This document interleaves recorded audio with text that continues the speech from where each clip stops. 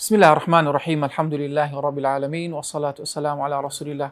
خۆشەویستانم، پێم خۆش بوو لەم کورتە ڤیدیۆدا باسی ئەو کەسانە بکەینکەوە هیچ زانیاریەکیان نییە لەسەر تاریخی ئیسلامی مێژووی ئیسلامیدا.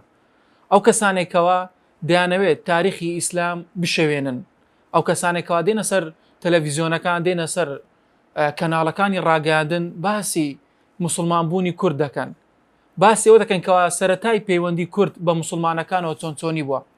پشتیوان بەخوای گەورە لەم کورتە ڤیدیۆدا باسی پەیوەندی موسڵمانەکان دەکەم بە کوردەکانەوە، یاخود یەکەم کەس کێ بوو کەوا موسڵمان بووە.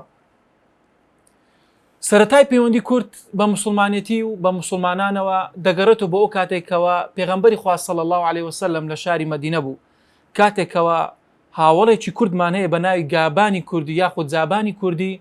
ئەم هاوڵەکەوە کەسێکی بازرگانە لە ناوچە کوردیەکانەوە، دەچێتە لای پێغەمبەری خوا صلی الله عليه وسلم و ئیمان دێنێ و باوەڕ بە پێغەمبەری خوا دێنێ صلی الله عليه وسلم.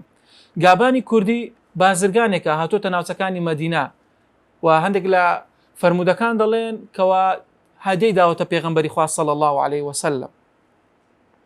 هەر بۆیە کاتێکەوە سەری تاریخی ئیسلام دەکەین، گابانی کوردی یەکەم کوردێکە کەوا موسڵمان بوو بە پێغەمبەری خوا. کاتێکەوە دەگەڕێتەوە ناوچە کوردیەکان، چەندان کەس دەژێر دەستی ئەو موسڵمان دەبێت بۆی ئەم ئەخلاقە جوانانەی گابانی کوردی یاخود زابانی کوردی. هەندێک لە کتێبەکان باز لەوە دەکەن کەوا گابانی کوردی دەفەرمودێ لە پێغەمبەری خوا صلی الله عليه وسلم گێڕاوەتەوە کە تایبەتن بە بابەتی زەواج و نیکاحدا، و هەروە کوڕەکەشی کە مەیمونەی ناوە حەدیث دەجێرتەوە لە پێغەمبەری خواوە صلی الله عليه وسلم. بۆیە پێم خۆش بووکەوە کوردەکان کە موسڵمان بوونە لە سەرەتایەکەیان چۆنی بووە. سەرەتایەکەی بەم شێوازە بووەکەوە باز دەکرێت لە هەموو کتێبە تاریخیەکاندا کە گابانی کوردیە و یاخۆت زابانی کوردی. پاش ئەوەی کەوا گابانی کوردی دەگەڕێتەوە ناوچەکانی کوردستان، کەوا هەندێک لە سەرچاوە مێژوویەکان باز لەوە دەکەن کەوا دەیلەمی کوردیمانەیەکەوە یەکێکە لە سەرکردە سوپایەکانی کیسرا کەوا موسڵمان دەبێت لەژێر بەدەستی گابانی کوردی، کە کەسێکە کەوا خاوەنی هێز و پلە و پایە لە ناو سوپای ساسانیەکان. کاتێکەوە لە سەردەمی ئیمامی عومەر دێت، خودای گەورە لێی ڕازی بێت ڕەضی الله عنه، کە لە ساڵی 16 کۆچی کاتێکەوە سوپای موسڵمانەکان دەست دەکەن بە فتوحاتی ئیسلامی، کە ئەم کاتە کوردستان دابەش بووە بەسەر دوو ئیمپراتۆرێتی بەهێزی جیهانی، کە ئەو کاتە ئیمپراتۆرێتی ساسانی فارسیمانێ و لەو لایەش ئیمپراتۆرێتی بێزنتی ڕۆمیمان هەیە. کەواتە کوردستان ئەو کاتە لەژێر دەستی ئەم دوو زلهێزە جیهانیەدا بوونا.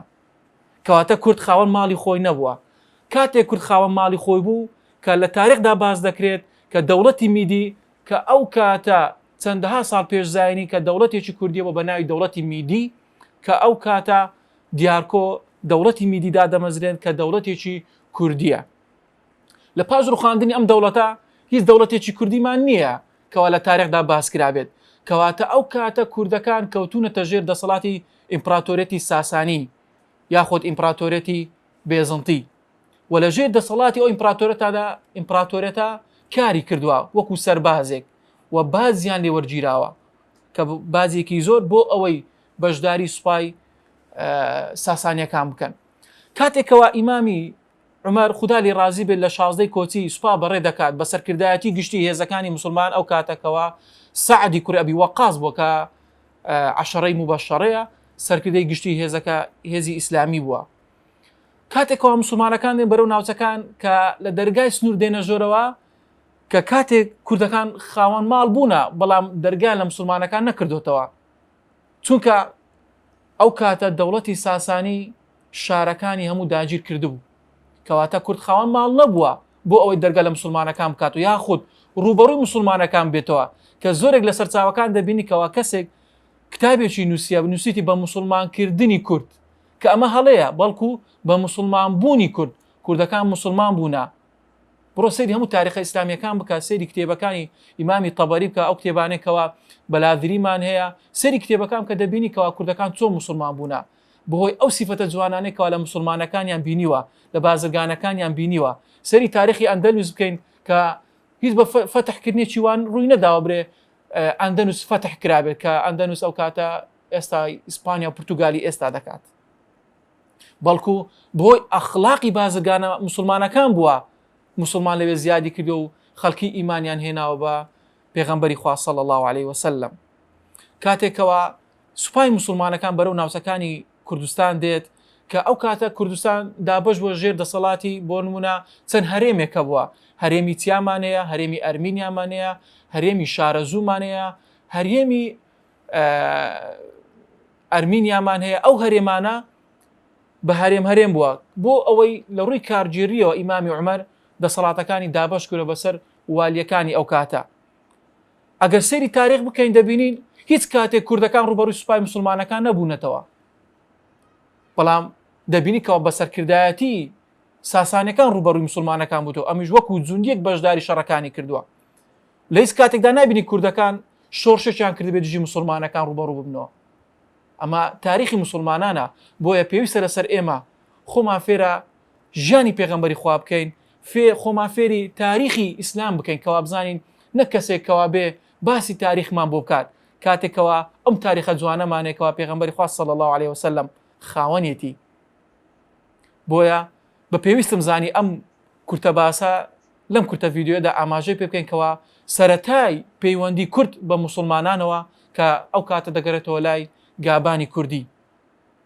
کاتێکەوە ئیمامی عومەر سوپاکە دەنێرێت کە ئەو کاتە سوپاکە لە ساڵی 16 کۆتی زۆربەی سەرچاوەکان باسی لە 16 کۆچی و 15 کۆچی دەکەن کە ئەو کاتە سوپای مسلمانەکان هاتوونە و سەرکەوتن بەسەر سوپای ساسانیەکان لە شەڕی قادسیە و سەرکەوتنێکی بەهێزیان بەدەستێناوە و دواتری سوپای مسلمانان بەرەو ناوچەکانی مەدائین ڕۆشتینە و لە کە ئەو کاتە مەدائین پایتەختی ئیمپراتۆرەتی ساسانی بوو و شکستیان بە ئیمپراتۆرەتی ساسانی هێناوە.